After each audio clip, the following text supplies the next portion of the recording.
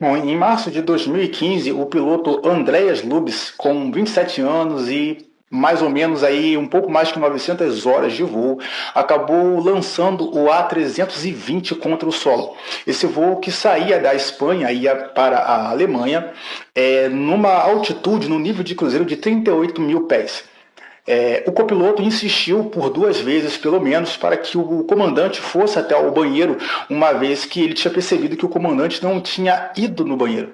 Uma atitude um pouco estranha, né, de alguém ficar monitorando quantas vezes alguém vai no banheiro ou não. Enfim, ele precisava de uma chance e essa chance veio.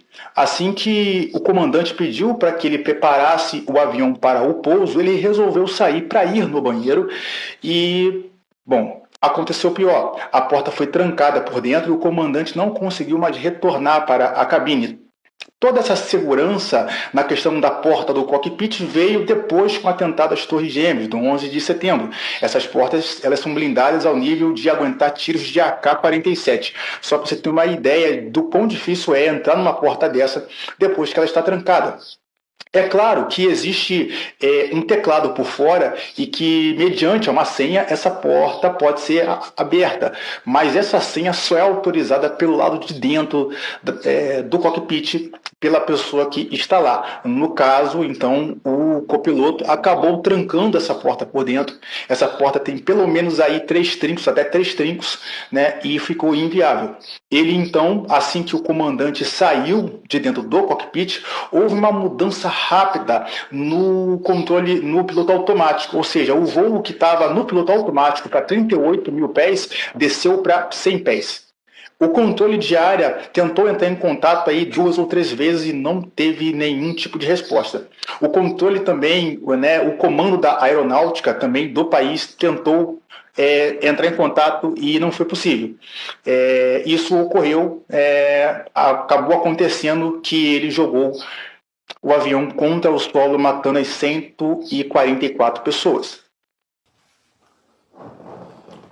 Então, como vocês viram aí, né, no vídeo anterior, a depressão, né, pode ocasionar alguns fatos inusitados, né, nas diferentes profissões, e na aviação não é diferente.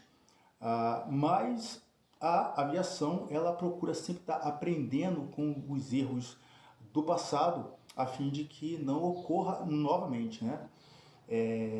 Isso aí foi uma tragédia que aconteceu, né, com um voo da Germanwings.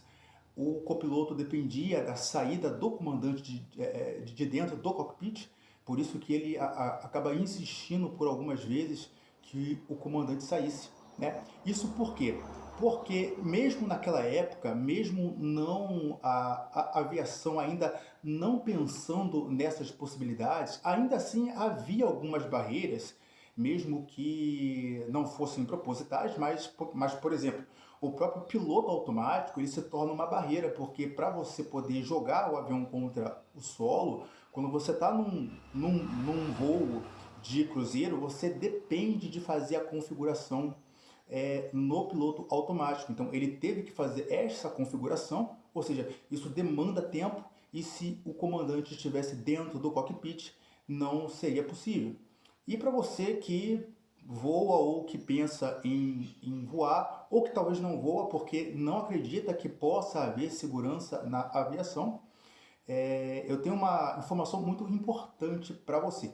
Depois desse voo da Germanwings, alguns procedimentos foram adotados para que isso não ocorresse mais. Algum tempo depois, ocorreram alguns incidentes, tá, na aviação, quando a aeronave ela é lançada contra o solo, contra o mar de maneira proposital, nós chamamos isso, né, de incidente, né? Então, para que esses incidentes não ocorressem, depois desse voo foram adotadas algumas medidas, dentre elas uma verificação a cada 6 meses dos pilotos e dos copilotos junto do simulador de voo. Então, ali no simulador, a cada 6 meses, eles são colocados à prova a fim de que algum comportamento equivocado ou que não esteja dentro do padrão seja detectado. Mas eu acredito que o principal procedimento seja de sempre ter dois na cabine. Depois desse voo, né, esses procedimentos foram adotados. É claro que, eventualmente, empresas podem não cumprir com esses procedimentos. Então, se você estiver num voo e você perceber que o cockpit está ficando somente com um tripulante, ou o comandante, ou o copiloto, você deve sim reclamar, preferencialmente de imediato, tá bom? É claro que a aviação, né, ela acaba mitigando esses problemas, mas não é impossível que ocorra, como por exemplo ocorreu ainda esse ano, em 2025, se eu não me engano, a queda de um avião lá na Índia, um Boeing 787 Dreamliner. Essa aeronave, por exemplo, só tem um histórico de acidente com ela, que é justamente esse daí. Infelizmente, um comandante, né, ou o copiloto, não se sabe ainda ao certo, acabou desligando, né, cortando o combustível dos motores. Esse acidente em si, ele mostra para mim, pelo menos, como é difícil você conseguir, por uma ação própria, jogar o avião contra o solo. Ou seja, ele desligou o combustível justamente na hora da decolagem, por ser um momento muito crítico, justamente porque ele não tinha um outro momento para poder fazer. Ou seja, pelos inúmeros procedimentos, principalmente este principal, que é dos dois na cabine, seria muito inviável, muito improvável que ele conseguisse fazer isso. Então fica registrado, gente, que jogar um avião contra o solo hoje, com as diversas barreiras que existem, é de uma impossibilidade, de uma improbabilidade muito grande. Agora, é claro que dessa última vez, nesse último caso, fica então desbloqueado mais uma possibilidade. É claro que qualquer outro piloto que pense em fazer isso, ele já sabe que existe essa possibilidade. Contudo, a aviação, sabendo disso, já está com certeza pensando em novos protocolos para que possam mitigar esse tipo de situação. Uma possibilidade que eu vejo, não sei se é viável, mas é um pensamento meu, é que ao desligar os Swifts para o combustível do motor, que se acionasse um alarme e que houvesse um recuo de 3 segundos antes que os motores fossem de fato desligados. E para você que fica se perguntando, né, por que há essa possibilidade, por que o piloto ou o comandante pode desligar os motores? Bom, existe essa possibilidade porque o motor pode entrar numa pane um tanto quanto perigosa, como por exemplo de fogo no motor. Então, quando isso ocorre, e geralmente não ocorre com os dois motores, tá? Isso é muito improvável. Você tem que ter uma possibilidade de desligar os motores para que o motor não chegue numa situação crítica e acabe danificando a asa da aeronave, tá? Então não tem como a gente pensar, por enquanto pelo menos, numa aeronave que não se possa ter a opção de cortar o combustível para os motores para a proteção da aeronave de modo geral.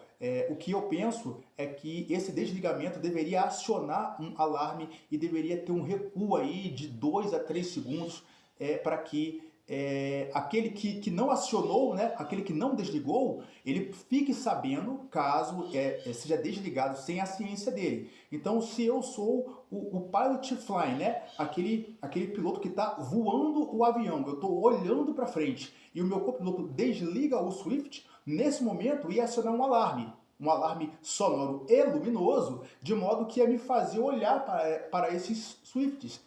E no caso de não era para ter sido desligado, eu iria religar de novo, só que haveria um recuo de 3 segundos, ou seja, até eu ir lá nos Swifts, que ficam pelo menos no 787, que fica aqui mais ou menos aqui, ó, quase aqui atrás do joelho, eu teria um tempo viável antes dos 3 segundos para religar e ocasionar então do computador de bordo entender que não é para fazer o desligamento. Se houvesse essa possibilidade, eu acho que seria muito viável, tá?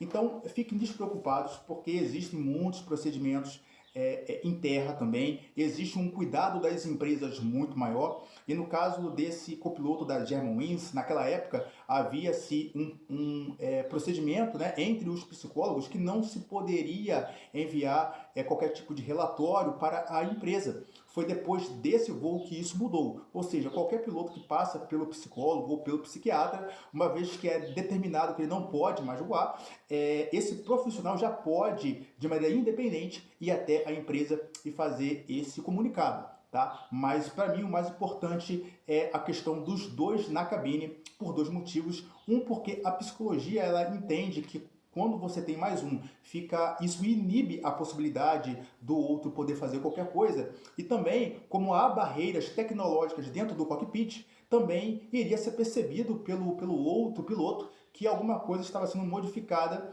de maneira desnecessária.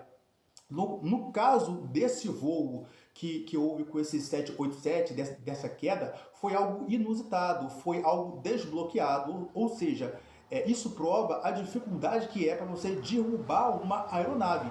Tanto que a única possibilidade que esse piloto viu era de desligar os motores logo na decolagem, o que é algo muito gravoso, porque a aeronave estava com carga máxima, estava com combustível máximo e ao perder a propulsão dos dois motores, ela não conseguiu de fato prosseguir com o voo.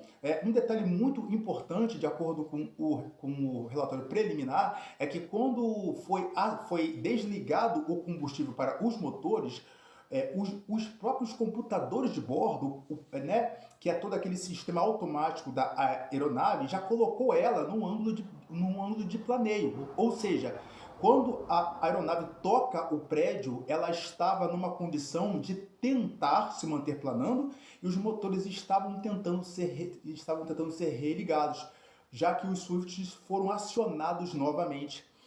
Os motores estavam se recuperando, mas não foi o suficiente para que levantasse o voo. É triste essa situação, mas ainda assim nós podemos dizer que a aviação é muito segura e esse incidente com esse 787 mostra como é difícil derrubar uma aeronave, tanto que a única possibilidade que esse piloto viu foi de desligar o combustível para os dois motores.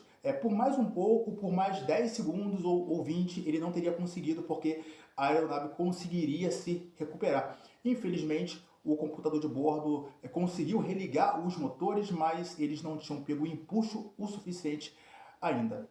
Até a próxima e eu espero que esse vídeo tenha ajudado a sanar um pouco aí do seu medo.